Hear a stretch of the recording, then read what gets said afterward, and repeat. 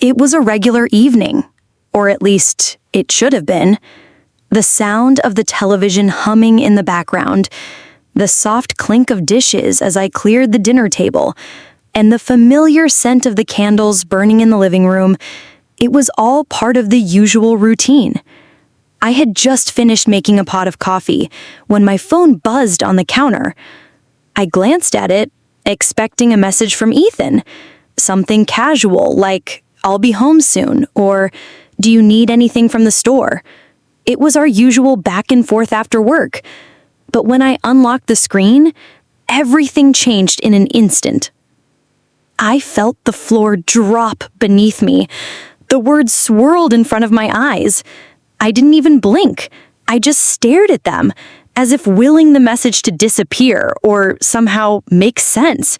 But it didn't. The message stayed on the screen, mocking me and its cold simplicity. I reread it several times, trying to comprehend what I was seeing. Maybe I was reading it wrong. Maybe it was some kind of sick joke.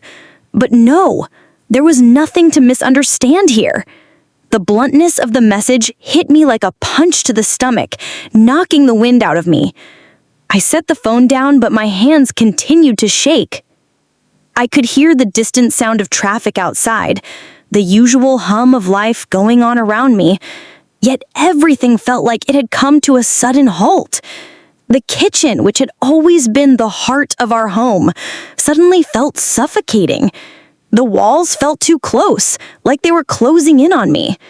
The laughter we once shared, the small moments of joy we'd celebrated together, all of it seemed so distant now, like it had belonged to a different lifetime. I walked to the living room, unable to stop the tears from welling up. As I sat on the couch, I ran my fingers over the cushion where Ethan would usually sit.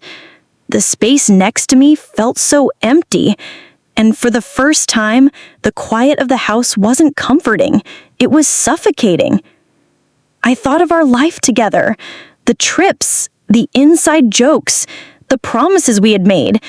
It was like watching a movie, but I was no longer a part of the script. How could this happen?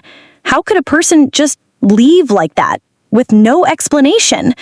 Why was I being discarded so casually? Then, just as I tried to catch my breath, my phone buzzed again. It was a notification from the bank. I frowned and unlocked the phone, my fingers still trembling. I had set up fraud alerts months ago, just as a precaution, but now the words on the screen made my stomach twist. The notification read, "Fraudulent activity detected, unusual transfers." My heart raced as I opened the banking app, and there it was, the confirmation of everything that had been lurking in the back of my mind. The numbers, the amounts, the transfers. I watched as large sums of money had been moved from our joint account to accounts that I didn't recognize, transfers that had occurred over the last few weeks, maybe even months. Ethan had been draining our savings without me knowing, setting up new accounts, siphoning money off into hidden pockets. The total amount was far more than I could even process. It was as if the life I thought we were living was built on lies. I tried to stay calm, but the more I scrolled through the transactions, the clearer it became. He had been planning this. He had been plotting to leave me, not just emotionally, but financially. I set the phone down again, my hands still shaking, but this time with a different kind of anger. It wasn't just the betrayal that stung. It wasn't just the cold, heartless message he had left behind. No, what hurt the most was the realization that the person I had trusted most had been lying to me all along. Ethan hadn't just walked away from me, he had been stealing from me too. For a long moment, I sat in silence, the weight of the situation crashing down around me.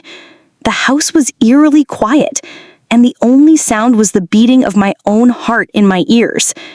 I stared at the screen again, but this time I didn't feel the panic I had felt earlier. This was no longer about just the betrayal. This was about taking control. I was done being the victim. I wasn't going to let him take everything and disappear without consequences. He had underestimated me, This wasn't just about a marriage falling apart. It was about fighting for everything I had worked for. It was about showing Ethan that he couldn't take everything from me and just walk away. I was going to fight for my dignity. I was going to fight for my future. The weight of what I had just read, the message from Ethan, hung heavy on my shoulders. But it wasn't just the cold goodbye that was tearing me apart.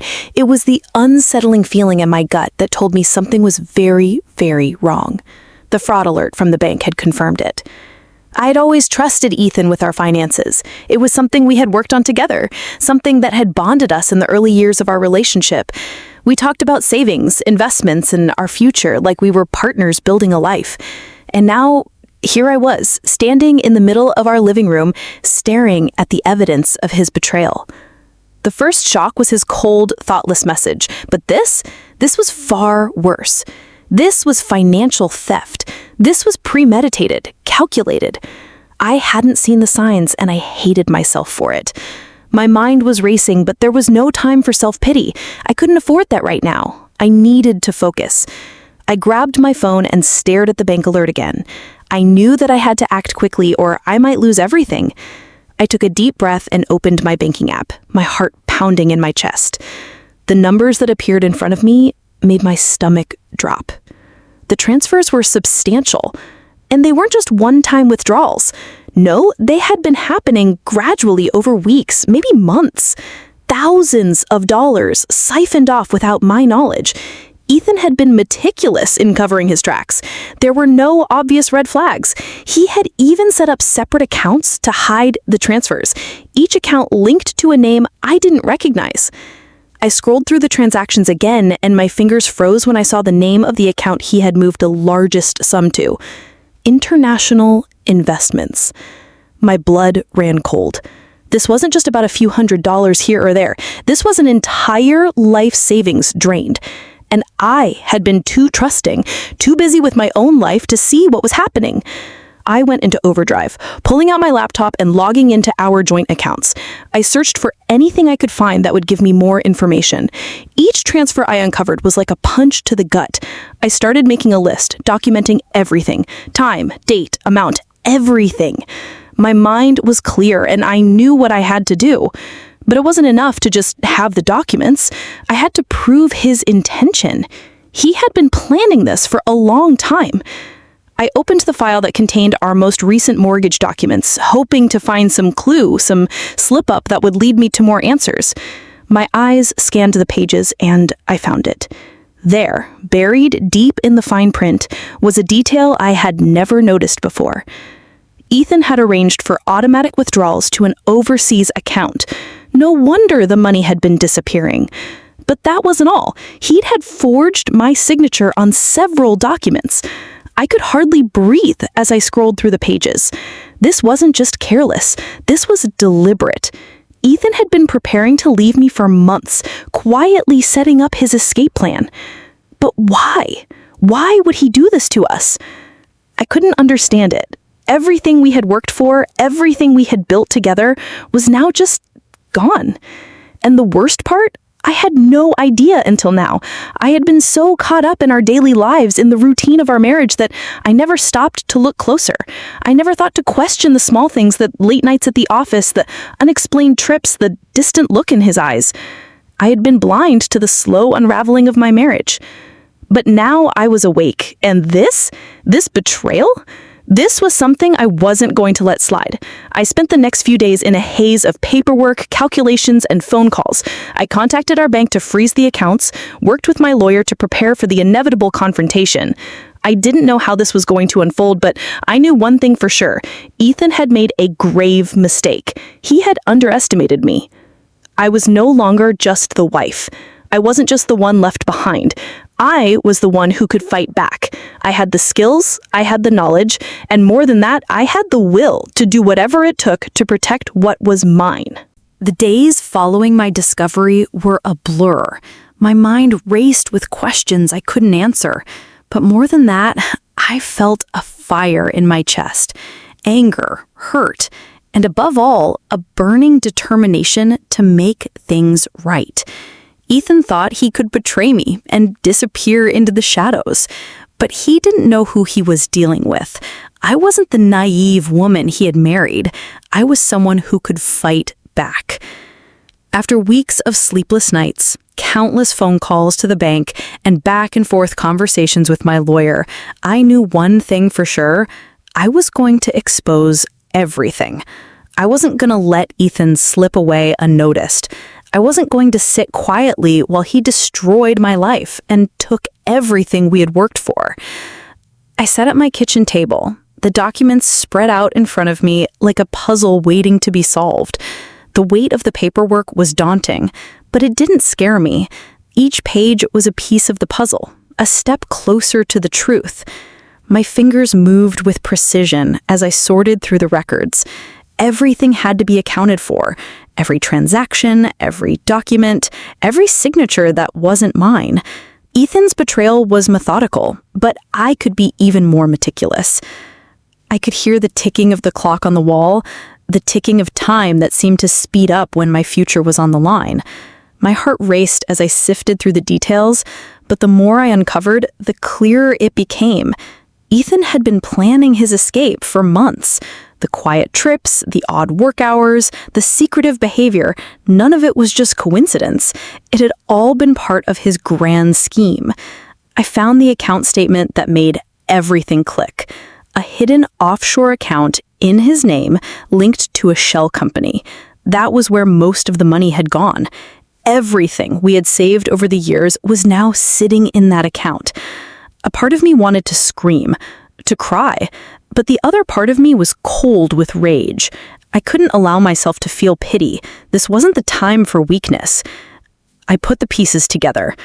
Ethan had slowly transferred funds from our joint account to this offshore account, just enough to be unnoticeable at first. It had started small, but over time it had grown into a sum large enough to destroy everything we had built. But the most crushing part, I had been so trusting, so focused on our life that I hadn't seen it happening. But now I was seeing everything clearly. I started gathering evidence. I downloaded the documents from the bank's online portal. I took screenshots of the suspicious transactions, the email threads, and the account activity logs. The evidence was overwhelming, but it wasn't just about the money. This was about everything Ethan had taken from me: trust, love, and years of shared life. I wasn't just going to let this slip away. I wasn't going to let Ethan's deception go unpunished. I had worked too hard to get to where I was. Too many sleepless nights, too many sacrifices. I wasn't about to let him take it all with a few clicks and a cold message. After putting everything together, I sent the documents to my lawyer. We had a case. But it wasn't just a matter of proving that he had stolen from me. No, this was about more than money. This was about standing up for myself. This was about making sure he knew that I wasn't the woman he thought he could walk all over. The next few days were a whirlwind of preparations. My lawyer was on top of everything, but I still had to stay focused. I needed to make sure all the legal steps were in place. The moment I would confront Ethan was approaching. I felt a mix of anxiety and excitement. For once, I wasn't afraid. I wasn't scared to face him anymore. On the day of the confrontation, I prepared myself. I dressed in a simple but confident outfit, something that made me feel strong and put together. I wasn't the broken woman he left behind anymore. I had become someone entirely else, someone he would never see coming.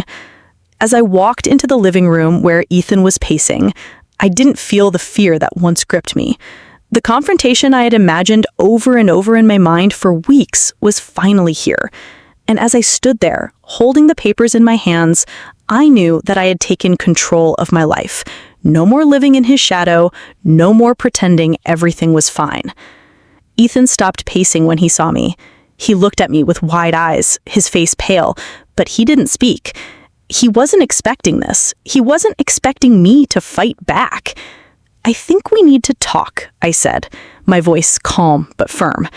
I laid the documents on the table between us. His eyes scanned the papers, his face slowly changing from disbelief to panic. "You think you can just take everything and leave? I asked, my voice steady. You think I wouldn't find out? You think I wouldn't fight back? He opened his mouth to say something, but no words came out. His eyes darted from the documents to me, his face flushed with shame. I didn't expect you to care about our life like I did, he stammered, his voice shaking. Care? I said, my voice cutting through the tension. You think you could just steal from me and disappear without facing consequences? You've underestimated me, Ethan. I won't let you get away with it. His face hardened, but I could see the fear in his eyes. He realized that he had made a grave mistake. This wasn't going to be easy for him anymore. I want a divorce, I said, my voice unwavering. Ethan looked down at the papers, his fingers trembling. He didn't argue. He didn't try to fight back. He knew. Deep down, he knew that this was the end for him. The days after Ethan's return were a whirlwind of emotions. The confrontation had left me feeling numb at first, but now I was running on pure adrenaline. He had left me with a broken heart, a shattered trust, and a life that felt like it was crumbling around me. But I refused to let him win. I had already started the process of filing for divorce, but that wasn't enough. Ethan had stolen from me, from us, and I wasn't going to let him get away with it. I spent the next few days working tirelessly. I couldn't afford to sit still, not with the damage he had caused. I was determined to make him face the consequences of his actions. I was compiling all the financial records, every piece of evidence that would hold up in court. Every document had to be perfect, and I was going through it all with a fine-tooth comb. There was no room for error. But as the hours stretched into days, a new sense of clarity began to settle over me. The more I uncovered about Ethan's financial fraud, the more I realized how carefully he had planned this. This wasn't a spur-of-the-moment decision. He had orchestrated everything. The money transfers, the hidden accounts, the forged signatures, all of it was deliberate. And the worst part? He had thought he could leave me behind without a second thought, without any regard for the damage he was doing. As I sat at my desk late one night, the weight of it all felt almost suffocating. I stared at the piles of paperwork in front of me, feeling the pressure of everything that was at stake. But something inside me had shifted. I wasn't just fighting for financial restitution anymore. I was fighting for my dignity, for my future, and most importantly, for my peace of mind.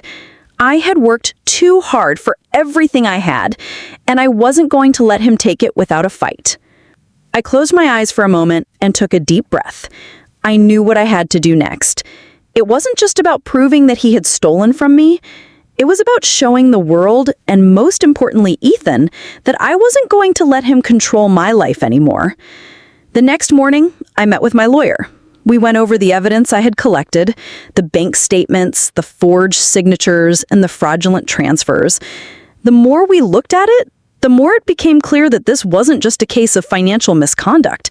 This was fraud, and it carried serious legal consequences. My lawyer assured me that we had a strong case, but I knew that wasn't enough. I needed more. I needed Ethan to understand that this wasn't just about money. This was about justice, and I was going to make sure he faced the consequences of what he had done to me. I'm ready to take this to court, I told my lawyer, my voice firm and resolute. Are you sure you want to go down this path? He asked, his tone more concerned than I expected. I didn't hesitate. Yes, I have to. I can't let him get away with this. I need to show him and everyone else that I'm not weak. I'm not someone he can walk all over.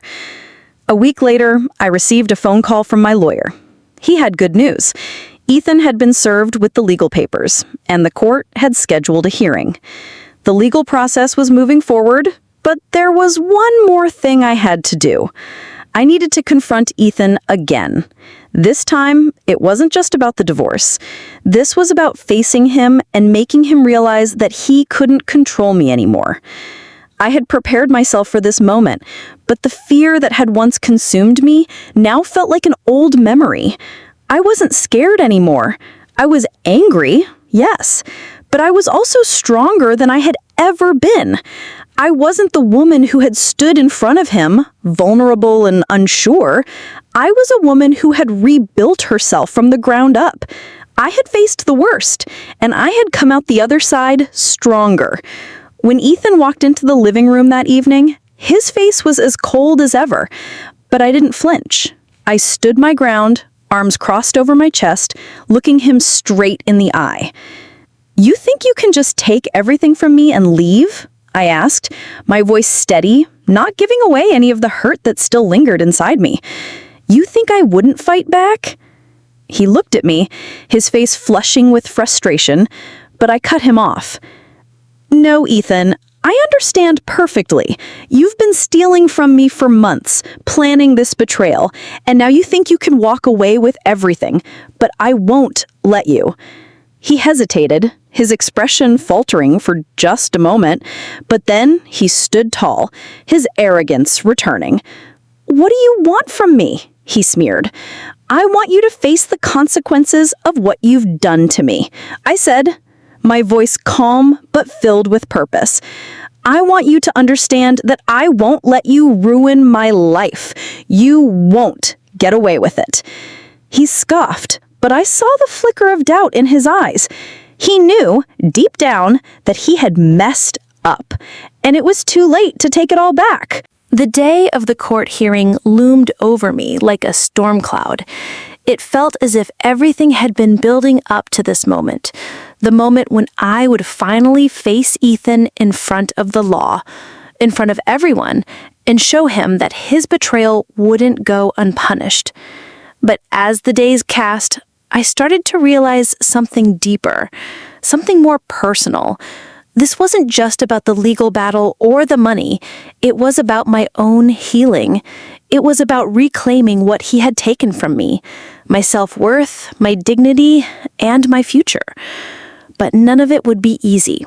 I could already feel the weight of the situation pressing down on me. Ethan had been a part of my life for so long, and though I knew I had to move on, the emotional scars were still there, lingering just beneath the surface. The morning of the court hearing, I woke up early. It felt like every part of my body was buzzing with anticipation. I looked in the mirror and saw a woman who was no longer broken. I had done the work. I had healed. But today was the final step, the last lap.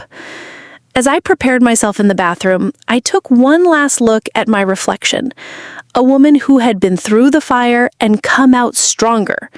My heart still hurt, but it wasn't the same kind of pain anymore. It was a quiet resolve, a steady heartbeat that told me no matter what happened today, I had already won.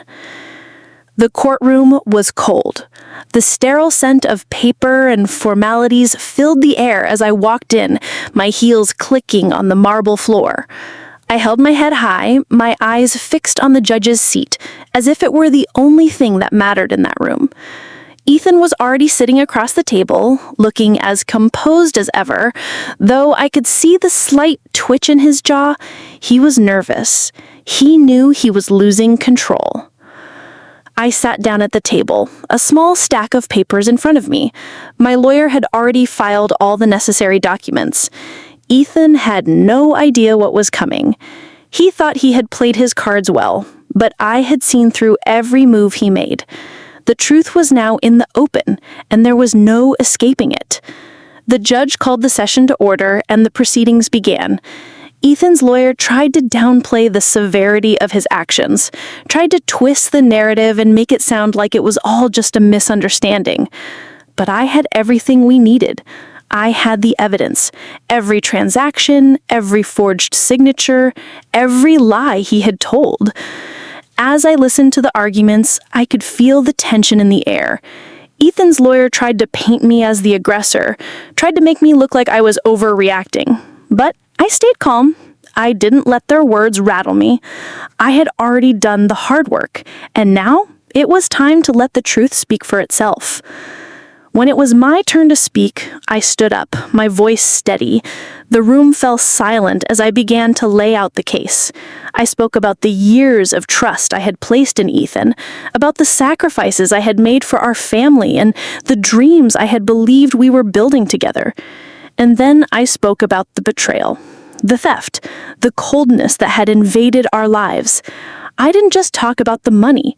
I talked about how it felt to be lied to, how it felt to be deceived by the one person I had trusted with my heart and my future. I talked about how it felt to watch my life unravel because of someone else's choices. I could see Ethan squirming in his seat. His arrogance, the one thing that had always made him so unbearable, was gone now. He was nervous. He knew the evidence was too strong. There was no escaping the truth. The judge asked a few questions, but it was clear from the tone of her voice that she wasn't buying Ethan's defense. Every time his lawyer tried to deflect, she shut him down. It was as if the universe was on my side, reminding me that I had made the right choice to stand up for myself. By the time the hearing was over, I felt exhausted but strangely empowered. The decision wouldn't be immediate, but I knew we had made a compelling case.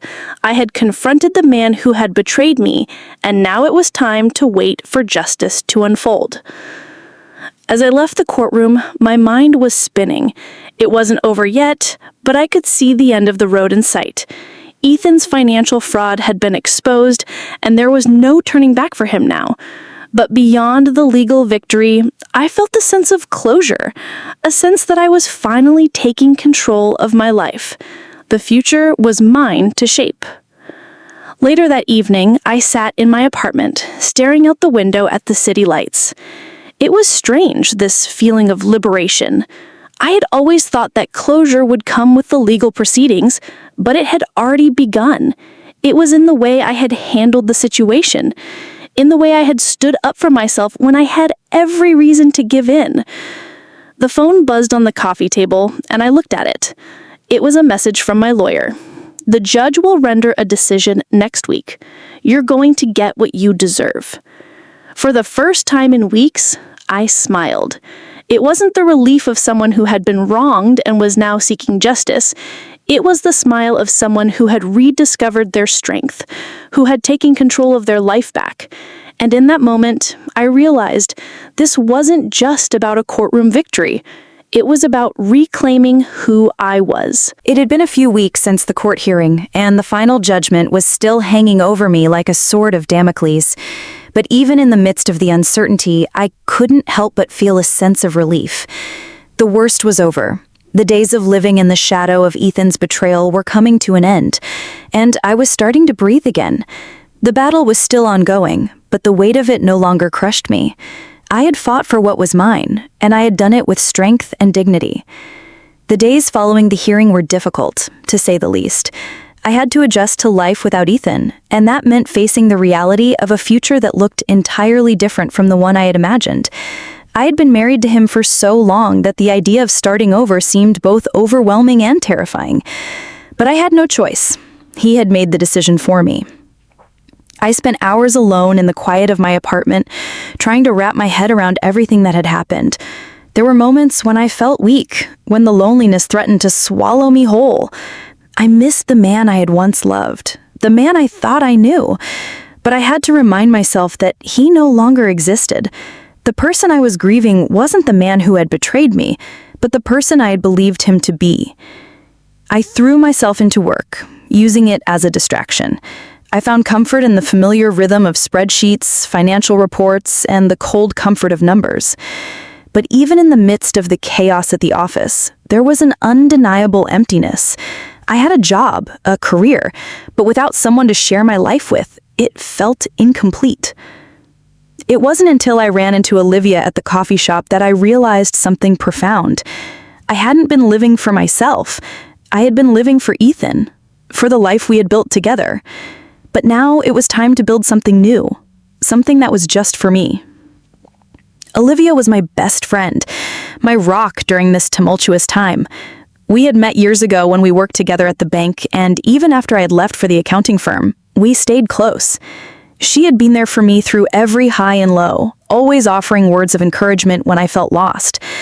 But now, seeing her face across the coffee table, I realized how much I had neglected myself in the midst of my marriage. "How are you really doing?" Olivia asked, her eyes soft with concern. I let out a deep breath. I'm getting there, I think." Olivia didn't say anything. She just stared at me, waiting for me to continue. I thought I knew everything about Ethan, but I didn't. And I feel like I was living in a lie. I didn't know who I was without him. I was so wrapped up in our life that I forgot about myself. And now I don't know where to start. Olivia reached across the table and took my hand, her grip tight. "Riley, listen to me. You're stronger than this, and you will find your way. But you have to stop looking backwards. Start living for you. That's what you deserve." I blinked back tears, but I could feel the weight in my chest loosening just a little. It was the first time someone had said it aloud, that I could do this on my own, that I was worth something beyond the confines of a broken marriage. "I don't even know what that looks like," I admitted. Olivia smiled softly. "One step at a time. You've already taken the hardest one, by confronting him. Now it's time to take back your life, piece by piece." The following days were a whirlwind. I started making small changes in my routine, going for walks after work, cooking meals I enjoyed instead of just what was easiest, rearranging the furniture in the apartment. It wasn't much, but it felt like a shift, a change. And for the first time in a long time, I felt like I was doing something for myself. But the hardest part was still ahead. I had to let go of the anger I was holding on to. I had to stop blaming Ethan for everything that had gone wrong in my life. I couldn't let his actions define me any longer. As much as I wanted to hate him, I knew that forgiveness, whether or not I chose to ever speak to him again, was the key to moving forward. It wasn't easy. There were nights when I found myself staring at the ceiling, the hurt from his betrayal gnawing at me, threatening to pull me under again. But every time the darkness crept in, I fought it back. Slowly but surely, I began to reclaim my peace. I focused on my work, on my friends, and on myself. I started saying yes to things I had put off for so long. Then came the moment I had been dreading, but also knew was necessary. The legal papers arrived. The final judgment had come down from the court. Ethan had been ordered to pay restitution for the stolen funds, and the divorce was finalized. As I read through the documents, I realized something important. The victory wasn't just legal. It was personal. It was a victory not only for my finances, but for my emotional well-being. The court had ruled in my favor, yes, but the true victory had come long before. The moment I decided to stand up for myself, to fight back instead of crumble, was when I won. A few weeks after the judgment, I stood in front of a mirror, looking at the woman staring back at me. She was strong. She was determined. She was someone who had been knocked down and had gotten back up again. The scars were still there, but they no longer defined me. I was no longer Riley, the woman left behind. I was Riley, the woman who had reclaimed her life. I didn't expect to feel the way I did when the final papers were signed. There was no elation, no triumphant moment of victory. Instead, there was peace. And for the first time in years, I felt free. I wasn't defined by my past anymore. I was free to build the future I wanted. I still had moments when I thought about Ethan, about what we could have had, but those thoughts no longer held power over me. I had forgiven him, not for his sake, but for mine. And as I looked ahead, I knew that whatever happened, I was strong enough to face it. Because when life knocks you down, you get back up. And when you stand up for yourself, you realize that you are capable of so much more than you ever thought possible. And now, I was ready for whatever came next.